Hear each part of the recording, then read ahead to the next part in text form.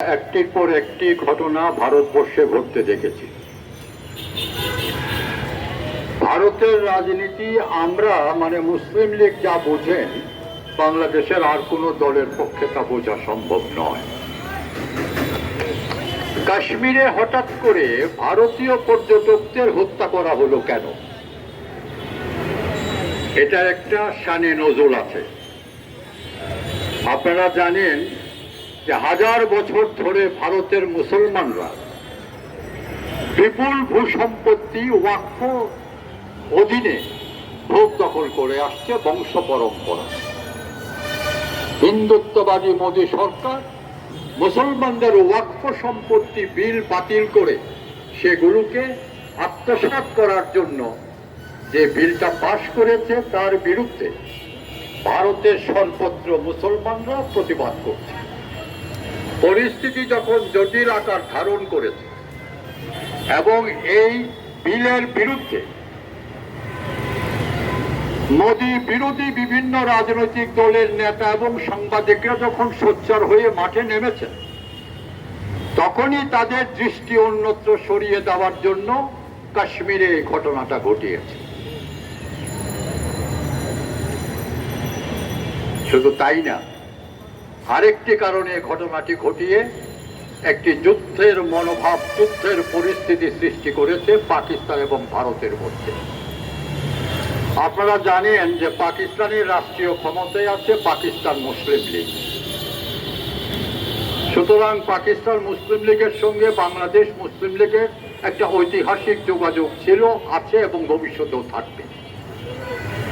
এই মাসে পাকিস্তানের পররাষ্ট্রমন্ত্রী ইসাক ডার বাংলাদেশে আসার কথা ছিল। ভারত কোনোভাবেই চায় না যে পাকিস্তানের জনগণের সঙ্গে বাংলাদেশের মুসলমান জনগণের একটা বন্ধুত্বপূর্ণ সম্পর্ক হোক। ইসাক ডারের এই সম্ভাব্য সফরকে বন্ডল করাও ছিল ওই হত্যাকাণ্ডের অন্যতম কারণ। এখন আমাদের বক্তব্য হলো, কাশ্মীরে এই হত্যাকাণ্ডটা ঘটল কি করে? সাংবাদিক বন্ধুরা, আপনারা ইতিহাস পড়লে জানবেন যে 1950 সালের পর থেকে ভারতের প্রায় 5 লক্ষ সৈন্য কাশ্মীরকে অবরুদ্ধ করে রেখেছে।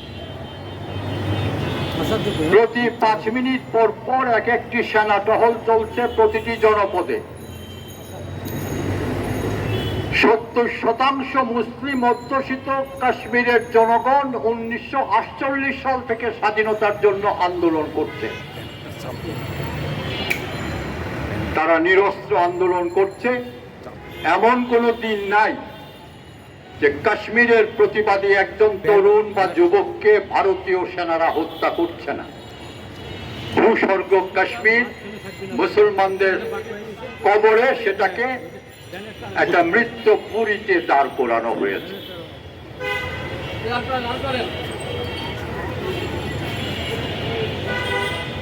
তো 5 লক্ষ সেনা সদস্য যে দেশটিতে রয়েছে, সেই দেশে মুসলমানদের কলিজায় এতটুকু সাহস হবে না 2 ঘন্টা ব্যাপী সেই হত্যাযজ্ঞ চালাতে। আমাদের সন্দেহ হয়েছে, এখানকার যারা সাংবাদিক আছেন তারাও জানেন, পশ্চিমবঙ্গের এবং ভারতের সাংবাদিকরা বিষয়টা তদন্ত করেছেন, করে বলছেন যে এটা মোদী সরকারের পরিকল্পিত হত্যাকাণ্ড। আপনারা জানেন মোদী সরকার আরেকটি হত্যাকাণ্ডের প্রস্তুতি নিচ্ছে। 2002 সালে গুজরাটের মুখ্যমন্ত্রী থাকাকালীন নরেন্দ্র মোদীর প্রত্যক্ষ সমর্থনে 2000 মুসলিম নর নারী ও শিশুকে হত্যা করেছে জঙ্গিবাদী হিন্দুত্ববাদীরা।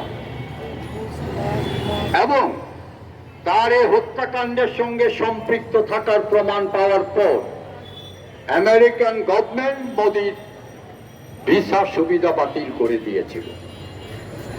সেই মোদীর হাতে মুসলমানদের রক্ত লেগে আছে, শুকায় নাই। যতদিন মোদী ভারতের প্রধানমন্ত্রী থাকবে ততদিন মুসলমানদের রক্ত ঝরবে ভারতের মাটিতে। অতএব আমাদের করণীয় কি? বাংলাদেশ সরকারকে বলবো যে বাংলাদেশে 90% মুসলমান, এই মুসলমানদের হৃদয়ে রক্তক্ষরণ হয় যখন ফিলিস্তিনি মুসলমানদেরকে হত্যা করা হয়, তেমনি রক্তক্ষরণ হয় যখন ভারতের মুসলমানদেরকে হত্যা করা হয়। আপনি যদি বাংলাদেশের 90% মুসলমানদের সমর্থনকে অটুট রাখতে চান, তাহলে মুসলিম বিশ্বের অন্যান্য রাষ্ট্রগুলির সঙ্গে একত্রিত হয়ে ভারতীয় মুসলমানদের নিরাপত্তা নিশ্চিত করতে এগিয়ে আসুন। এদেশের জনগণ আপনার প্রতি সমর্থনকে আরো সুদৃঢ় করবে। আমরা আন্তর্জাতিক সম্প্রদায়কে বলছি, তাদেরও এগিয়ে আসা উচিত। আমরা দেখেছি অমুসলিম বিশ্ব গাজায় মুসলিম হত্যাকাণ্ডের বিরুদ্ধে একটি কথাও বলেনি। আমরা অমুসলিম বিশ্বের নেতাদেরকে কিছু বলবো না। পৃথিবীর মুসলমানদের বলা উচিত, আরবের 22টি মুসলিম রাষ্ট্রের নেতারা গাজার মুসলিম হত্যাকাণ্ডের ব্যাপারে নীরবতা পালন করছে কেন? বিচার যদি করতে হয়, এই 22টি আরব মুসলিম রাষ্ট্রের নেতৃবৃন্দের বিচার করতে হবে। আমি একটি কথা বলে আমার বক্তব্য শেষ করব। 1947 সালে আমরা ব্রিটিশ ভারতকে ভাগ করে এই পূর্ব পাকিস্তান প্রদেশটি সৃষ্টি করেছিলাম। কাশ্মীরে গণভোট চেয়েছিল মুসলিম লীগ, দেয়নি। 77% মুসলমান ছিল। আজকে যদি আমরা সেদিন পূর্ব পাকিস্তান সৃষ্টি না করতাম, তাহলে পূর্ব পাকিস্তান নয়, আজকের এই পূর্ববঙ্গের মুসলমানদের পরিণত হতো কাশ্মীরের মুসলমানদের মতো। সুতরাং এদেশের মুসলমানরা আমাদের প্রতি কৃতজ্ঞ থাকুক আর না থাকুক, আমরা আমাদের ইমানি দায়িত্ব পালন করেছি। সেদিন একটি মুসলিম লীগ ছিল। ব্রিটিশ ভারতকে বিভক্ত করেছিলাম 1947 সালে। আজকে উপমহাদেশের 3টি রাষ্ট্রে 3টি মুসলিম লীগ আছে: Bangladesh Muslim league, All India Muslim league, Pakistan Muslim league. 1947 সালের পর 100 বছর হবে 2047।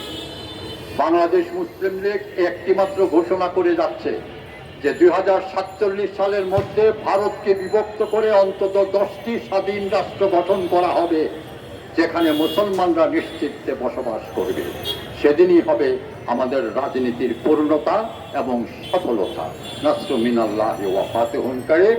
বাংলাদেশ জিন্দাবাদ। মুসলিম জাতিসত্তা অটুট হোক। নাসরু মিনাল্লাহি ওয়া ফাতিহুন কারীম।